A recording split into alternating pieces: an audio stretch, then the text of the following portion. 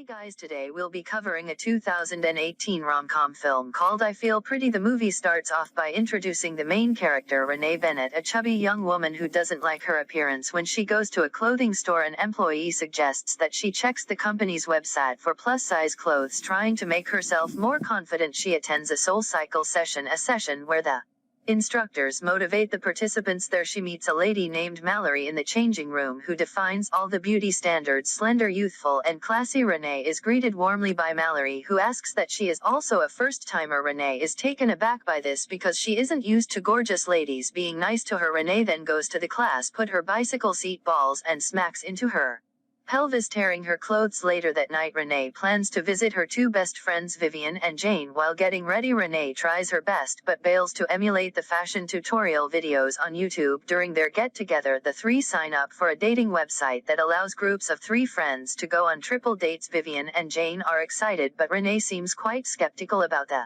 idea. Later, they take multiple group photos and choose one to post on the website. When Renee arrives home, she undresses herself in front of the mirror and feels horrible about her chubby figure and plain looks. In the next scene, Renee can be seen working for Leclerc Cosmetics in a basement office in Chinatown. She is there with her grumpy coworker Mason, who likes to remain silent and focused on work. Because of the boring environment, Renee dreams of working in the headquarters of Leclerc Cosmetics, where there are more employees. The scene then shifts to the CEO of the same company, Avery Leclerc, who is at a meeting with her team. Her mother and founder of the company, Lily, can be seen sitting beside her and suggesting ideas to run the company. Here it is revealed that Leclerc Cosmetics specializes in low-budget cosmetic products, but they are unable to grow their sales at major outlets like Target. The following day, Renee bumps into Mallory in one of the Target stores. While they are talking, a young man approaches Mallory and tries to flirt with her, asking for her phone number. However, Mallory simply ignores him and turns away. Seeing this, Renee is surprised and asks how it feels to be the center of attraction for everyone. While at work, the company's website stops working and Renee is forced to print a number of important papers and physically deliver them to the downtown office. Shortly after, Renee arrives at the main office and hands over the documents to a lovely but arrogant receptionist who is only an intern. When she notices Avery strolling in the office, she becomes delighted. She also learns that the corporation is recruiting a permanent receptionist, despite the fact that it would be a step down in position and money. Renee dearly wants the job just to be among the gorgeous and affluent people. The following day, Renee attends the next session of a SoulCycle class. This time she properly checks her bicycle seat before sitting. The main instructor starts motivating the attendees, telling them to believe in themselves. Soon Renee gets so pumped up that she starts pedaling her bicycle with all her might. Sadly, her shoe slips from the pedal and she falls, knocking herself unconscious. Later, she wakes up to find herself in the locker room being looked after by one of the SoulCycle's employees. After getting her strength back, she stands up to look at herself in the mirror but feels like there has been a dramatic change in her physical appearance. She believes she has been transformed into a beautiful woman, the version which she always dreamt for herself, but in fact no changes have occurred and she is still the same. Shortly after, she walks out of the session full of confidence. In the next scene, Renee is at a dry cleaning shop trying to collect her clothes. A young and handsome man, Ethan, is waiting for his turn, standing behind her. Feeling that Ethan is staring at her, Renee strikes up a conversation and asks him to pick up a token number. When Ethan inquires about her token number, she believes that he is hitting on her and asking for her phone number. She then forces them to exchange phones and provide each other with their numbers. Feeling confident, Renee applies for the position of receptionist and is selected for the interview. She is interviewed by Avery and the CFO of the company, Helen. At first, both the interviewers think that she is not a fit for the job, but when she tells them that she desperately wants the position to enjoy the work and be in the headquarters, she is selected. Later at night, Renee catches up with her friends and tries to make him understand that she is a different person now. However, her friends seem baffled as they can see no change in her. After some time, they check out their dating website profile and become sad seeing no views in it. Upon seeing this, Renee suggests they click another picture with her new version to get more views. In the next scene, Renee is shown at the headquarters of Leclerc Cosmetics starting her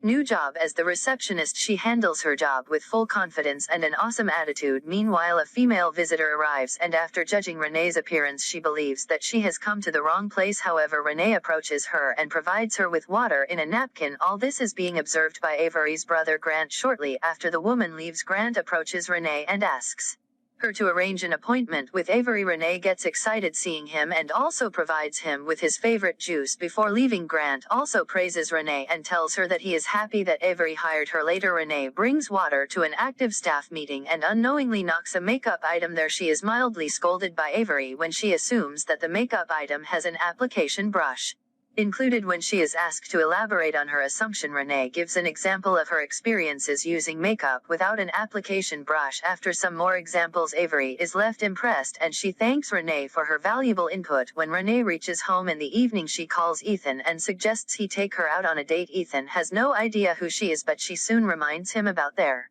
meeting the day before. Later, the duo end up in a bar where a bikini contest is being conducted. Because of her confidence, Renee decides that she must participate in the competition. Ethan looks around and notices other contestants all slim and thin. He tries to stop Renee, but she does not listen to him. Soon the competition starts and Renee puts on an appealing performance, prompting the audience to cheer for her. Despite this, she loses the competition, but she is not affected by the results at all. Following this, the two go to Renee's place and spend some quality time with each other. One day at work, Avery comes up to Renee and begs for her assistance. She admits that she has no idea how to advertise their new low-cost cosmetics brand and asks Renee to shoulder more responsibility. She also expresses her frustrations that despite her advanced degree, no one takes her seriously. Renee accepts the request immediately, and Avery invites her to a private dinner with the company's top executives to discuss the matter. When Avery asked her to bring someone with her, Renee confirms that she has a boyfriend and will be bringing him in the next scene. Renee and Ethan are enjoying a dinner with the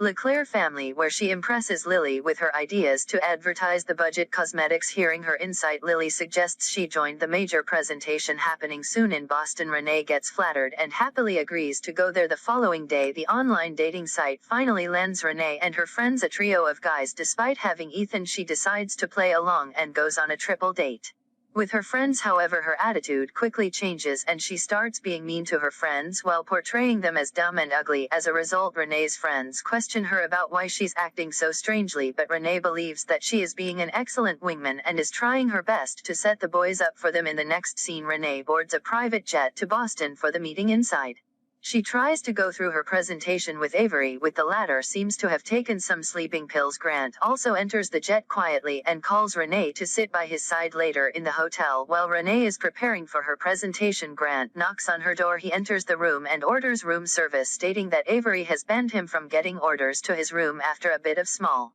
talk, they get close, and as they are about to kiss, Renee receives a message from Ethan prompting her to stop. She then pretends to have diarrhea and sends Grande out of her room. She tries to have a conversation with herself in the shower, but accidentally knocks her head into the glass partition, rendering herself unconscious. After a while, Renee wakes up with a cut on her forehead but still remembers her presentation with Avery. She dashes down to the hotel lobby and runs into Mason, who was brought along for AV support. He recognizes her, and seeing this, Renee is surprised. When she looks into the mirror, she believes that her body has been transformed into her older self. Thinking that Avery will never like her older version, she hands Mason the presentation documents and instructs him to send them to Avery to complete. Embarrassed, she then flies back home. At home, she gets a video call from Nathan, but she does not show him her face. She lies to him, telling him that she injured her back while traveling. Hearing this, Ethan suggests he come over to help her, but she refuses. After that, she decides to meet her friends and hang out with him, but to her dismay, her friends refuse to include her in their ongoing date. The following day, Renee returns to Soul Cycle and tries unsuccessfully to recreate her accident in order to become beautiful once again. In the locker area, she runs into Mallory, who is now weeping. When Mallory reveals that she has been dumped, Renee is taken aback. She wonders how a beautiful person like her can be dumped. The next morning, Renee wakes up to find multiple missed calls from Avery. Renee opens one of the messages and learns that Avery gave the presentation in Boston, but it went poorly, and that she wants Renee to return and his sister. Later that night, Renee travels to the restaurant where she is scheduled to meet Ethan. She still believes that he fell in love with her beautiful version and feels he won't recognize her now. She enters and takes a seat about 50 feet away from him, texting him that she is stuck.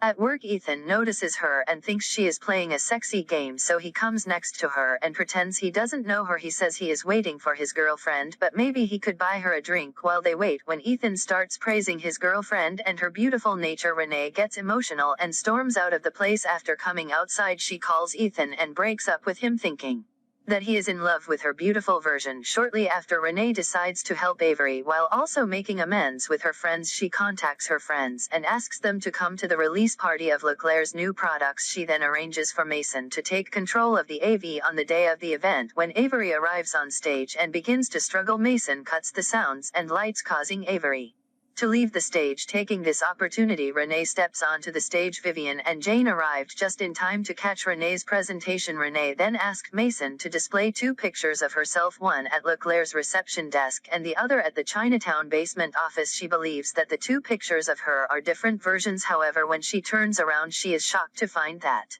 she looks the same in each picture. Suddenly she realizes that a magical spell never took place and that everyone had always seen her for who she was, not as some ideal beauty. She then realizes that she achieved everything by simply being herself. Renee then delivers an inspiring speech on how every woman is entitled to feel beautiful. She discusses how young girls have unwavering confidence that is gradually destroyed by the world, and how Leclerc wants to help women reclaim their natural condition of absolute self-esteem. She shows images of a variety of ladies, including Jane and Vivian, of all sizes, colors, and ages. The presentation goes off without a problem. After leaving the stage, she apologizes to Avery for deserting her in Boston. However, Avery mentions that Renee's position in the company is still available as she desires. Hearing this, Renee becomes happy and hugs her. Shortly after this, Renee hurries to Ethan's house, realizing that he still loves her as much as he did before. She buzzes his video intercom and apologizes for her recent behavior. She scratches her nose while speaking, oblivious to the fact that she is being recorded. At last, Ethan runs up to her and scratches her nose. The